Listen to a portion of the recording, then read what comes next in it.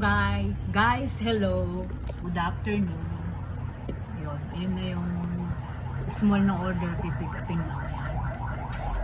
Tapos may piniprepare pa sa si Big bilao naman yun. Dadalawa kami ngayon kasi nag-half day si Mau dito sa aming tindahan ng aming mga kakanin.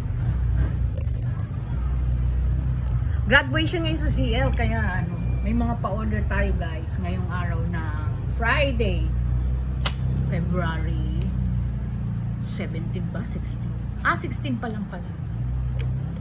So, yun.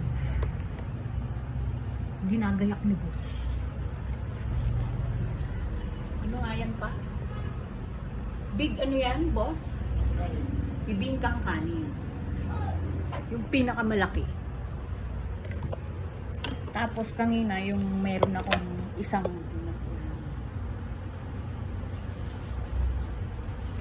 guys. Combination ng sapin-sapin at bibingkang pinipin. Kulay green yung ilalim sa pinipin.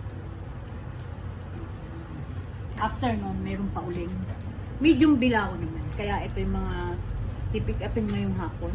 Small, medium, at big bilao. Mga pa-order natin today. So, yun lang guys.